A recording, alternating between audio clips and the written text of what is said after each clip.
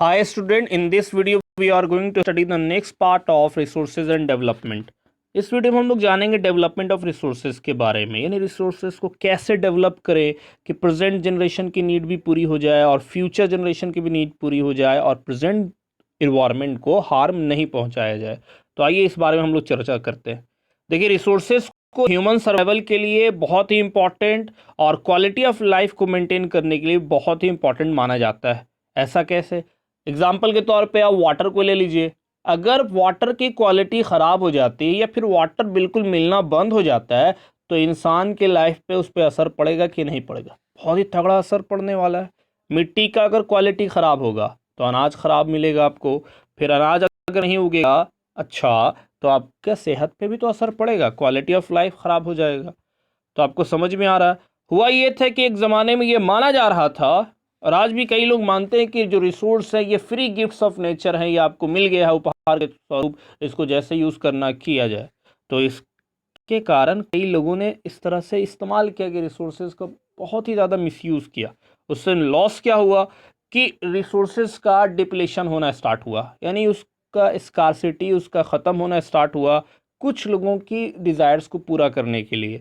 दूसरा क्या हुआ कि रिसोर्सेज को कुछ लोग गद्दी जमा कर बैठ गए, यानी रिसोर्सेज पे कब्जा केवल कुछ लोगों के हाथ में रहा और बाकी लोग सिर्फ मुंह ताकते रह गए। तो इससे की वजह से लोग दो भाग में बट गए, अमीर और गरीब भाग में। इसको समझने के लिए मैं एक छोटी सी कहानी सुनाता हूँ। एक बच्चा था, उसके पास एक पूरा केक था, वो खा रहा था केक। उसने क्या किया, केक खाते खाते वो जिस उसको काट के खा रहा था, तो होता ये कि एक टुकड़ा केक उसके प्लेट से गिर के बगल वाले बच्चे के प्लेट में गिर जाता है। ये बच्चा रोने लगता है कि मेरा एक टुकड़ा गिर गया और वो बच्चा खुश होकर हंसने लगता है कि मुझे एक टुकड़ा मिल गया। सोचिए, दोनों बच्चों के सोचने के तरीके में कितना डिफरेंस है। यही डिफरेंस जो है अमीर और गरीब और हैव्स नॉट्स के बीच में आया, किसके कारण? रिसोर्स कुछ लोग हाथ में जमा करने लगे, ये इसके कारण ये समस्या होने लगी। इनडिस्क्रिमिनेट और कुछ लोगों ने बहुत ही लापरवाही से इसका इस्तेमाल किया, जिसके कारण आज हमारे सामने समस्या है ग्लोबल वार्मिंग की। ओजोन का लेयर डिप्लीट हो रहा है, उसमें सुराख हो रहे हैं, उसमें होल हो रहे हैं। इन्वायरमेंट पॉल्यूशन हो रहा है, air pollution, water pollution, soil pollution, noise pollution, all kinds of pollution is visible now days. ज़मीन का बहुत ही डिग्रेडेशन हो रहा है। इन सारे टॉपिक के बारे में हम लोग आगे भी चर्चा करेंगे। तो ऐसे हालात में ये ज़रूरी है कि रिसोर्सेज का इस्तेमाल, रिसोर्सेज का बंटवारा बराबर तरीके से हो ताकि लोगों की ज़िंदगी में क्वालिटी आ जाए और साथ साथ में शांति भी बरकरार रहे। क्योंकि अगर किसी को कम मिलता है, किसी को ज़्यादा, तो लड़ाई झगड़ा होने का चांसेस बहुत बढ़ जाता है। लेकिन जिस तरह से अभी रिसोर्सेज को यूज़ किया जा रहा है, कुछ लोग कुछ देश मिलके पूरे रिसोर्सेज का इस्तेमाल कर रहे हैं, तो हमारे प्लैनेट का जो फ्यूचर है ख़तरे में नज़र आता है। तो इसके बचाने के लिए क्या करना चाहिए? डेवलपमेंट कैसा करना चाहिए? Sustainable development. और वो कैसे होगा? रिसोर्स प्लानिंग के द्वारा। तो पहले समझते हैं सस्टेनेबल डेवलपमेंट क्या है, फिर आगे हम लोग बात करेंगे रिसोर्स प्लानिंग के बारे में। सस्टेनेबल डेवलपमेंट उसको कहते हैं जिसमें डेवलपमेंट तो हो लेकिन इन्वायरमेंट को, हमारे पर्यावरण को नुकसान पहुंचाए बिना, और जो प्रेजेंट का डेवलपमेंट है उससे फ्यूचर जनरेशन की नीड्स को भी लॉस नहीं होना चाहिए। यानी कि आने वाले जो टुनिया मुनिया है, जो पीढ़ी है, वो आपके नाम पे गालियां नहीं देखी, वाह हमारे जो बाप दादा या मम्मी पापा गुजरे हैं उन्होंने कोई काम ही नहीं किया, सब बर्बाद कर दिया। तो इस सस्टेनेबल डेवलपमेंट को चालू करने के लिए पूरी दुनिया में इस कॉन्सेप्ट पे अमल करने के लिए एक मीटिंग होती है, हंगामी मीटिंग बुलाई जाती है 1992 में। उस टाइम पे तो हम भी पैदा नहीं होते और तुम में से भी कोई नहीं हुआ होगा। रियो डे जेनेरियो अर्थ समिट जगह कहाँ पे है? ये जगह है ब्राज़ील में। ब्राज़ील में एक जगह रियो डे जेनेरियो, उसी जगह पे 100 से ज़्यादा देशों के प्रतिनिधि आते हैं और एक मीटिंग करते हैं। इसको पहला इंटरनेशनल अर्थ समिट कहते हैं। समिट मतलब होता है कि सम्मेलन। तो पहला ऐसा सम्मेलन होता जो पृथ्वी सम्मेलन था। अभी तो बहुत सारा सम्मेलन हो गया। इसका मेन मकसद क्या था? इन्वायरमेंट में बात किया जाए और उसी तरह से डेवलपमेंट भी किया जाए ताकि प्रोटेक्शन भी मतलब इन्वायरमेंट को बचाया भी जाए।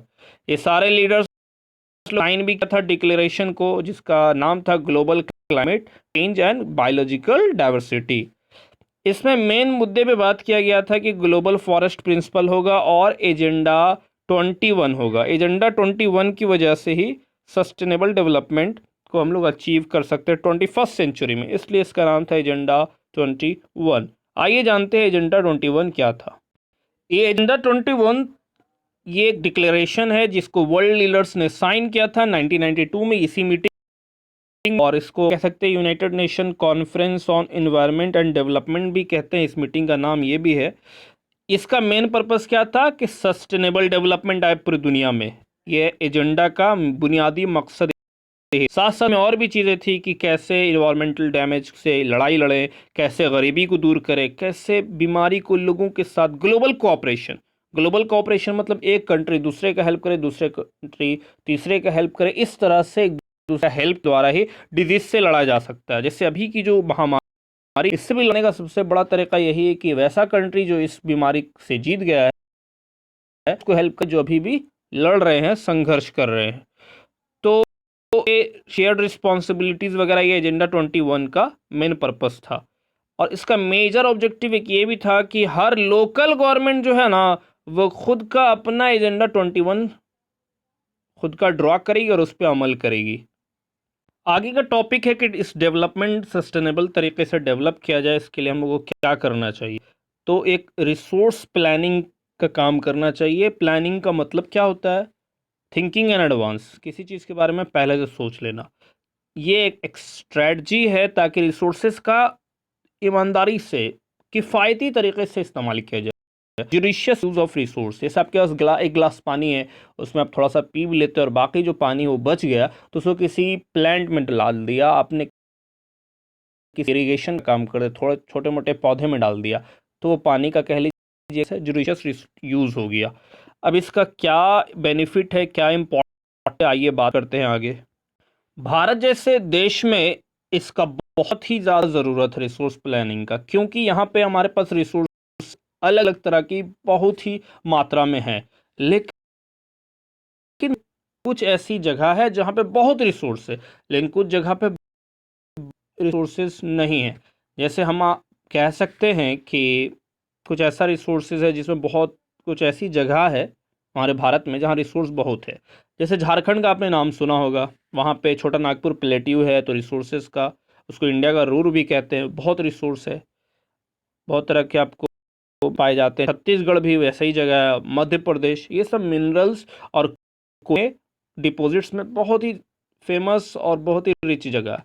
अब आगे बात किया जाए अरुणाचल प्रदेश में, जिसके पास पानी की मात्रा बहुत है, लेकिन इसके पास इंफ्रास्ट्रक्चर वैसा नहीं कि उस पानी से वो हाइड्रो इलेक्ट्रिसिटी वगैरह जनरेट करे। फिर राजस्थान की बात की जाए तो यहाँ पे सोलर एनर्जी बहुत है, विंड एनर्जी बहुत है, लेकिन पानी नहीं है। कोल्ड लद्दाख की अगर बात की जाए, जो कोल्ड डिज़र्ट है, ये दुनिया से लगभग आइसोलेट है। इसके पास कल्चरल हेरिटेज बहुत अच्छा है, मतलब पुरानी चीज़ें हैं, बौद्ध मठ वगैरह बहुत सारा है, लोग जाते हैं, बुद्धिस्ट लोग वहाँ विज़िट करते हैं। लेकिन यहाँ पे वाटर में डिफिशेंट है, पानी नहीं है उतना, ना इंफ्रास्ट्रक्चर है, ना कोई ख़ास मिनरल है। तो इसकी वजह से हम लोगों को पूरे नेशनल लेवल पे, स्टेट लेवल पे, रीजनल लेवल पे और लोकल लेवल पे प्लानिंग करना ज़रूरी है, क्योंकि प्लानिंग के द्वारा ही हम लोग पता कि कितना रिसोर्स है और उसका कैसे यूटिलाइजेशन करें, ज़्यादा से ज़्यादा हम लोग यूटिलाइजेशन करें जिससे लोगों को बेनिफिट हो। उम्मीद है कि इतनी सारी बातें आपको आसानी से समझ में आई होगी। अगले वीडियो में मैं आपको फिर बताऊंगा कि रिसोर्स प्लानिंग कैसे हम लोग करते हैं। Thank you very much, have a nice day.